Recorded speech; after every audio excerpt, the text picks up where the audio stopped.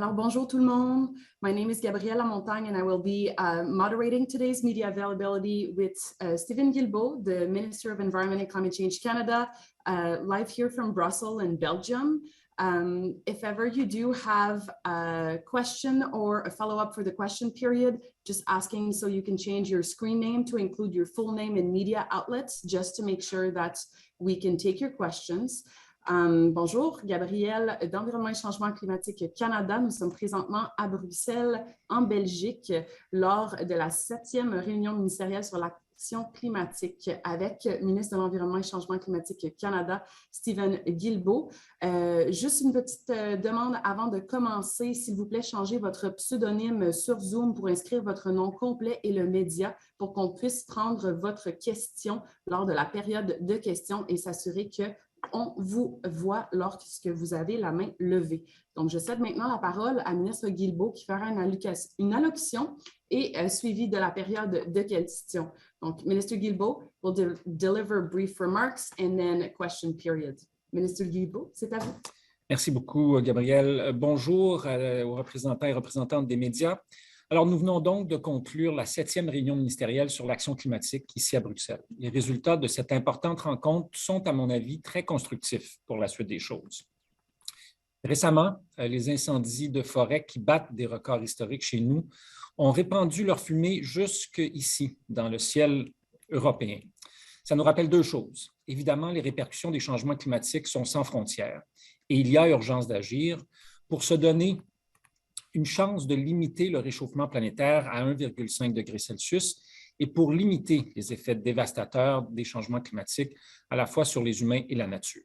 Et deuxièmement, les décisions que nous prendrons à la COP28 doivent répondre aux inquiétudes de nos citoyens et nos citoyennes. Nous devons donner espoir aux jeunes générations. Before COP28, we need to identify every possible opportunity to increase our collective ambition and update our climate and environmental commitments.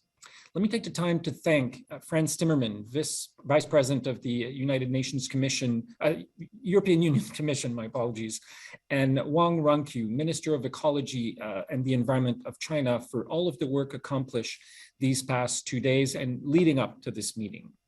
Canada, China, and the European Union are committed to keep cooperating on finding urgent, affordable solutions to tackle the climate crisis and biodiversity in response to the climate impacts our citizens are facing.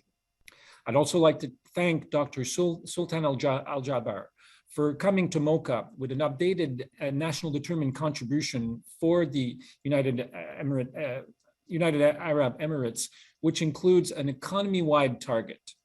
I welcome Dr. Sultan's clarity on his vision for COP28 and his commitment to working with Canada and all countries to secure a hopeful, ambitious, and inclusive COP28. We have agreed to ensure a COP that makes climate and biodiversity action mutually reinforcing here. In December of 2023, during COP28, we will also celebrate the first anniversary of the Kunming-Montreal Global Biodiversity Framework. The COP28 president has asked Canada to work with Germany to lead discussions on climate finance. I'm honored for the trust the COP28 president has placed in us for that. Mercredi, j'ai eu le privilège d'annoncer que le Canada investira 450 millions de dollars dans le second cycle de reconstitution des sources du Fonds vert pour le climat. C'est une contribution 50% plus importante que la contribution canadienne précédente, ce qui démontre que le Canada tient à renforcer ses partenaires internationaux pour l'action climatique. On Wednesday, I announced that Canada is pledging $450 million towards the second replenishment of the Green Climate Fund, the world's largest fund dedicated to climate change.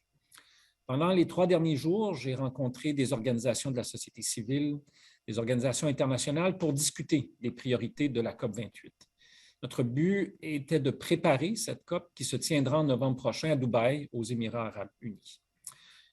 Urgent climate action this decade requires unique collaboration, ambition, and more importantly, renewed hope, as the world is progressing from obligation to opportunity. Climate change is creating new economic opportunities in sectors such as clean energy, agricultural science, and net zero innovation. We can make COP28 the first COP to acknowledge the need to phase out of unabated fossil fuels. We can operationalize a loss and damage fund that responds to those most vulnerable to climate impacts. And we can deliver on the $100 billion and enable reform for the international financial system that responds to climate and biodiversity crises. The work will just accelerate from now on. I look forward to continuing the progress we started today at the G20 Ministerial meeting in India, as well as in Vancouver during the Global Environment Facility Assembly and the Nature Ministerial, as well as the UN Secretary General Climate Ambition Summit in September. I look forward to working with everyone and deliver for Canadians, for people, and for the planet. Thank you. Merci beaucoup. Merci beaucoup, Ministre Guilbeault. Thank you, Minister Guilbeault. On va donc passer à la période de questions. In the interest of time, I will ask everyone to raise your hand if you have a question. We will limit one question, one follow-up. S'il vous plaît, utilisez le bouton pour lever la main pour avoir une question et un follow-up. La première question va aller à Mia Robson from the Canadian Press. Mia, all yours. Yeah, good morning or good afternoon, I guess, where you are, Minister. I'm just wondering, we're expecting you to make your fossil fuel policy, subsidy policy announcement very soon. Has the government landed on a definition of inefficient finally, or is that going to, and are you able to share that with me? I thank you very much for the question, but I'd hate to scoop myself on this. But as an indicator of what's to come in terms of our commitment to eliminate fossil fuel subsidy domestically, I think you can look to the framework that we presented for international fossil fuel subsidies at the end of last year, which I think will give you some indication of what we will be doing domestically.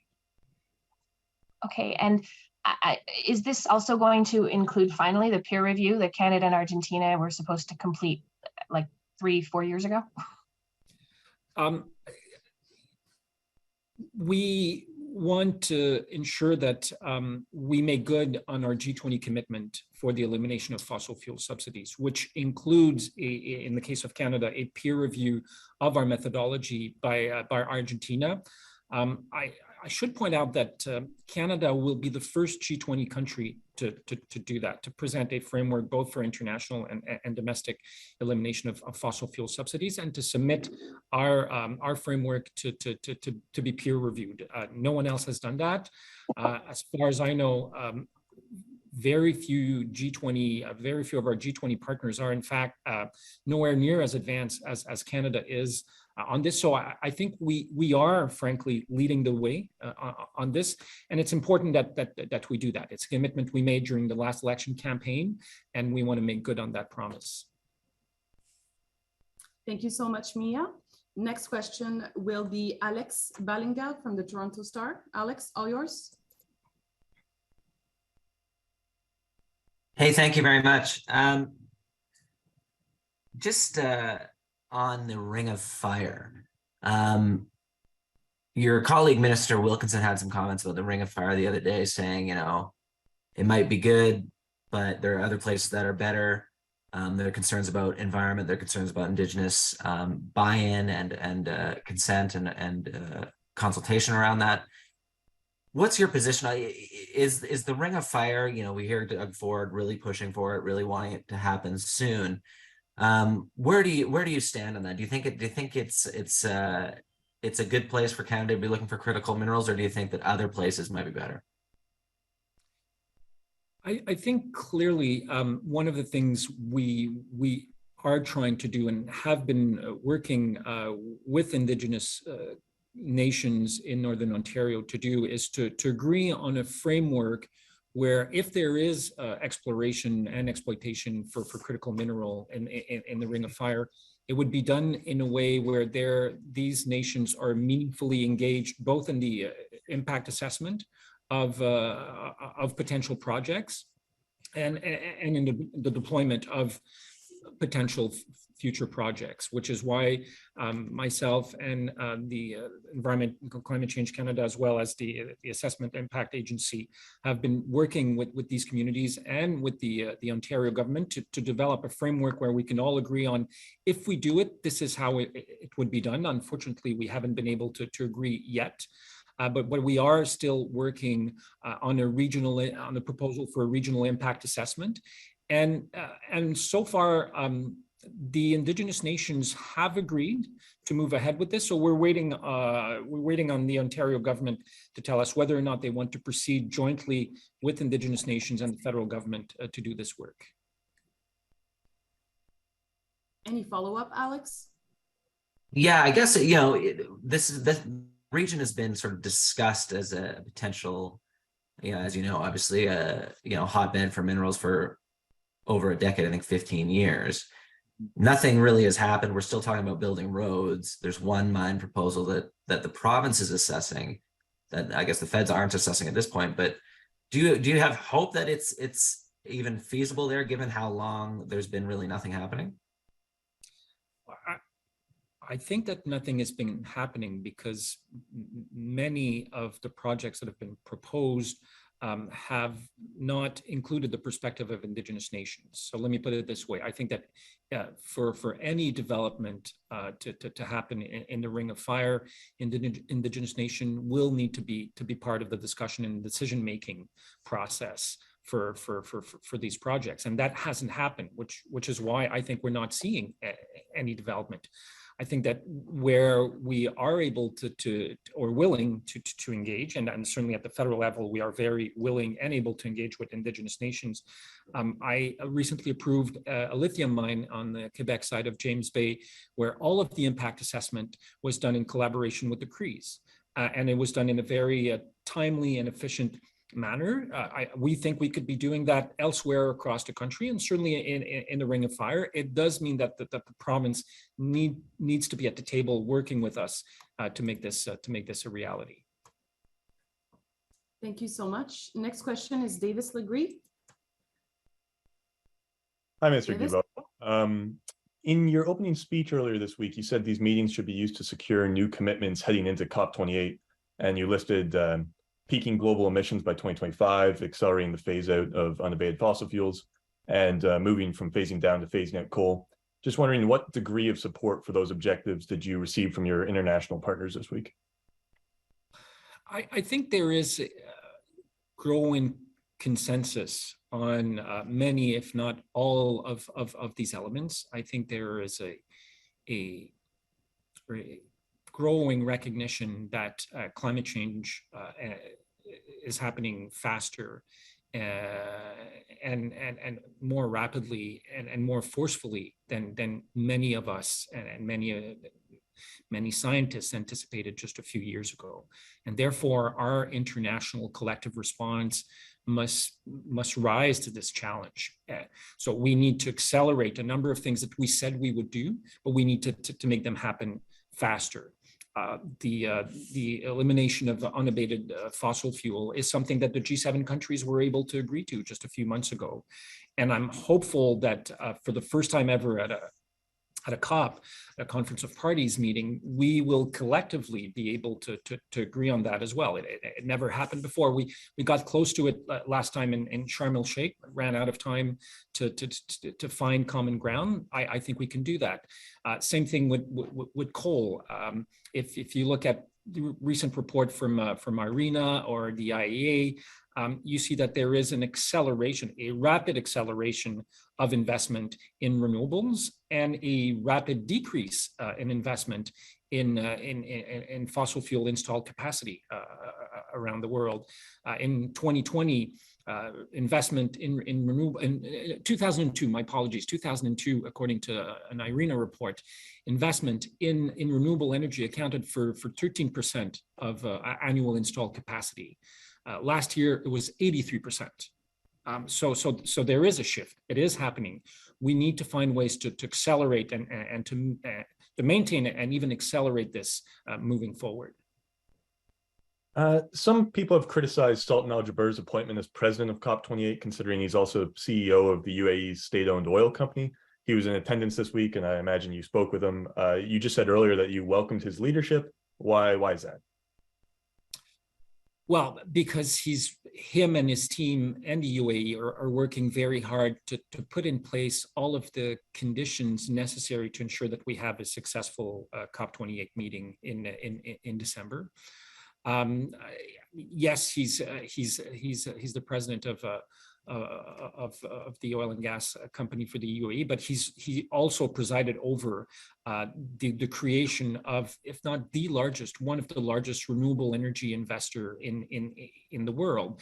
So, and that's what, for many of our countries, that's what the transition looks like. Certainly the case for Canada. We're a large oil and gas producer, and we're in the process of seeing, well, how do we go from that to something different? Obviously, we know that we will continue to use fossil fuels into the future, but far less of it. And the recent report from the Canadian Energy Regulator gave us some insight into what we might see happening in Canada in the coming decades, which is also why Canada has invested or committed $200 billion for the green economy, clean technologies, renewable energy, which if you compare it to the United States, it's about half of what the US will be investing through IRA, but we're 10 times smaller than the United States. So when it comes to investment in clean technologies, we are really punching above our weight. And I think we are seeing those type of transformation for many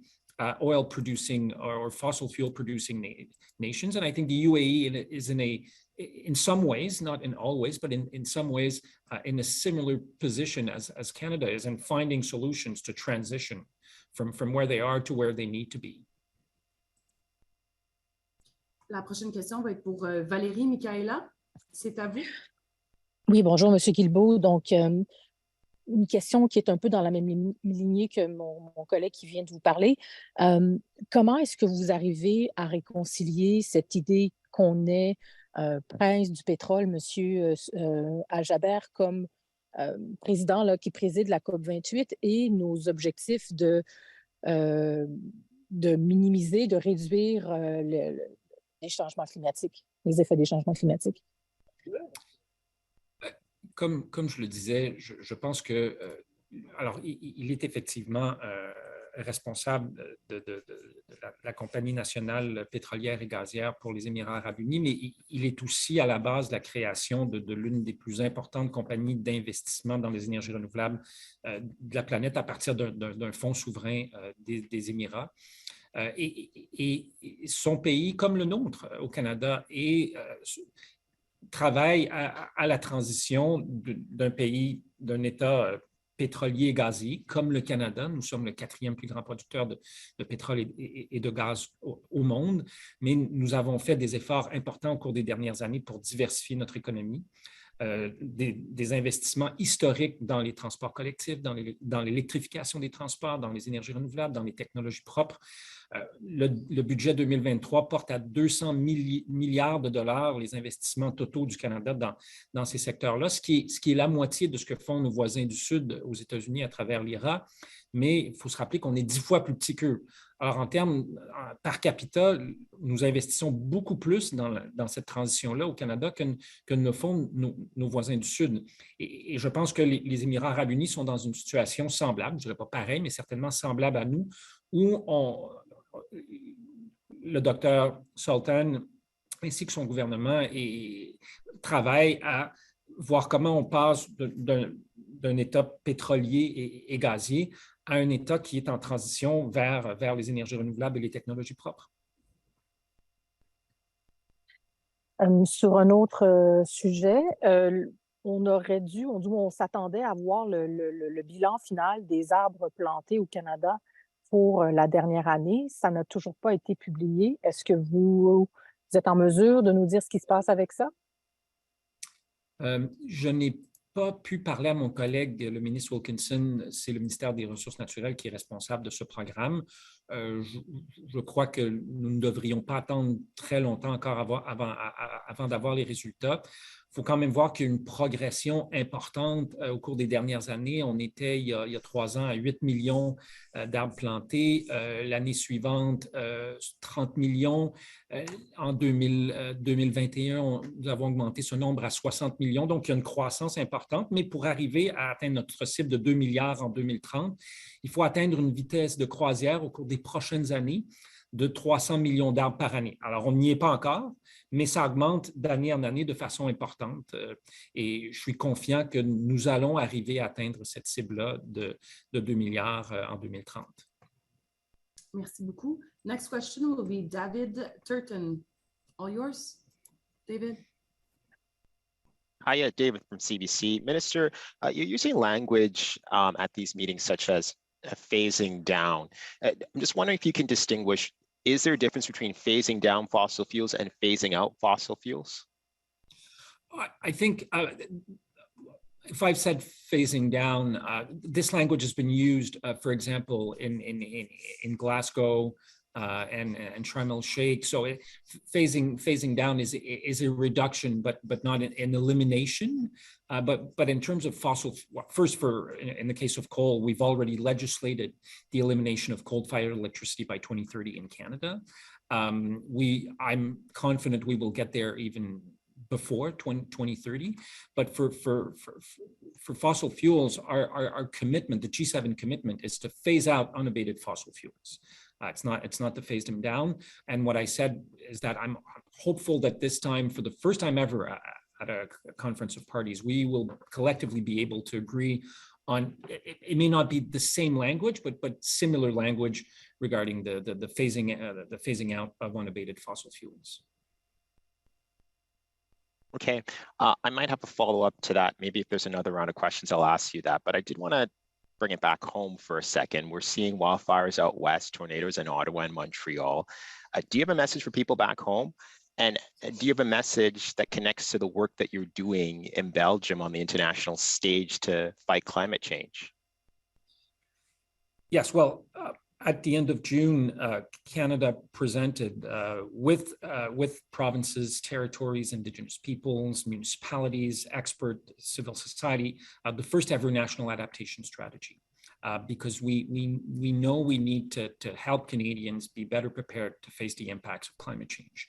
And if there was ever a time to be talking about being better prepared, it's probably the summer or the last few months where we've seen ice storms, we've seen floodings just at the end of last year, record level hurricane on our Atlantic coast. We're seeing record level forest fires this summer. So we need to be better prepared to face the impacts of climate change. And that's exactly what the federal government has been leading the charge with our colleagues. And the National Adaptation Strategy is the result of 2.5 years of hard work with these partners.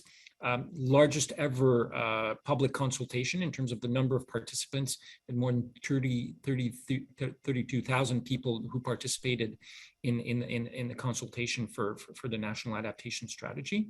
But the second thing is, there's no one country in the world, no matter how large, how economically powerful they might be, that can solve climate change by themselves.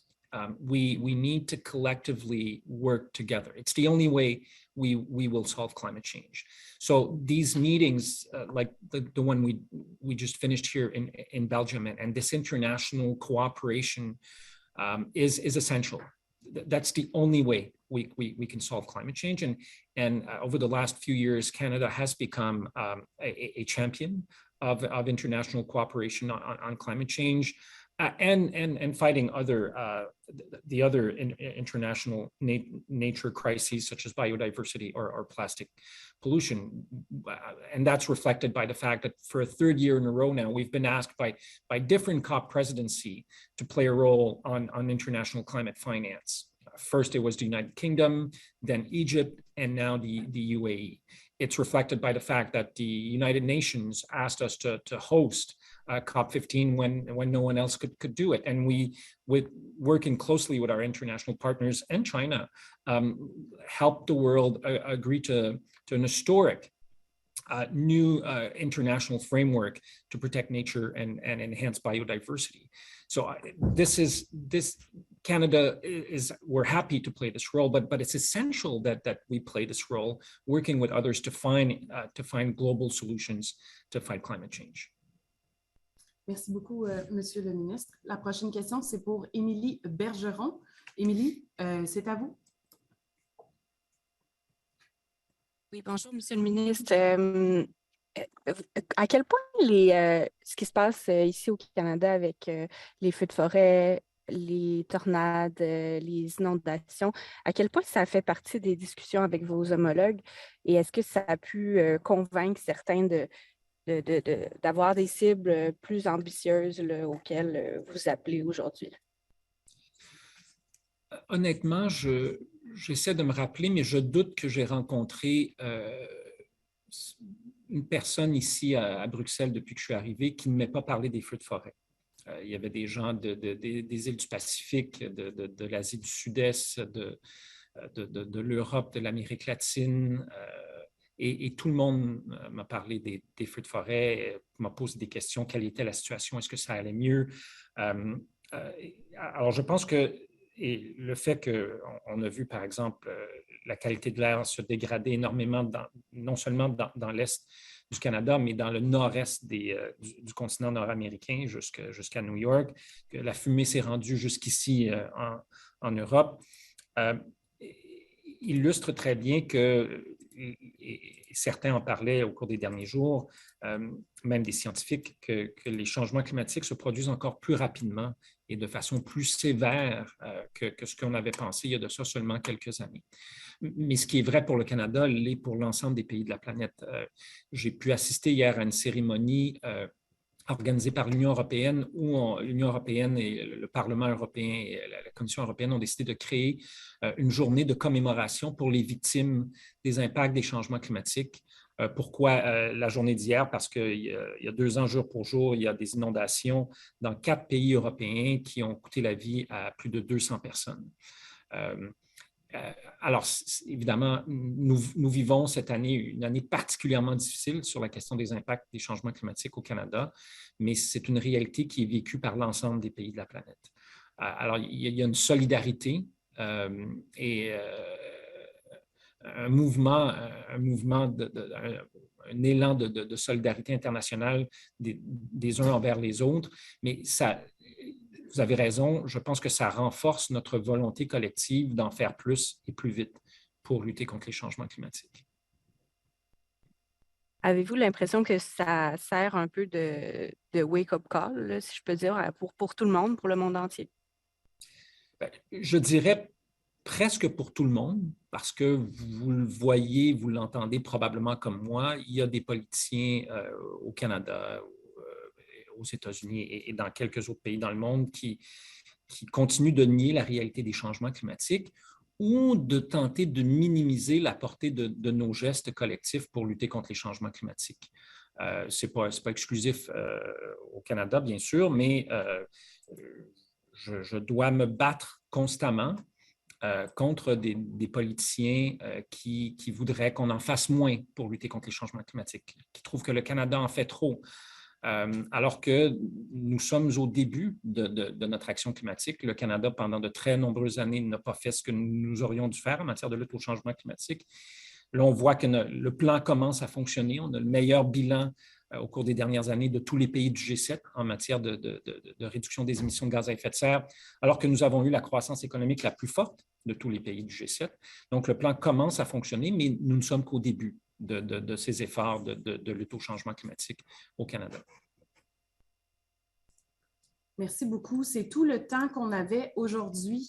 Si jamais vous avez plus amples questions, n'hésitez pas à contacter les relations avec les médias d'Environnement et Changement climatique Canada. If ever this is the only time we have for today, if ever you have any more questions, do not hesitate to reach out to our media relations team at Environment and Climate Change Canada. We will action your request. Thank you so much. Merci beaucoup. Bon vendredi.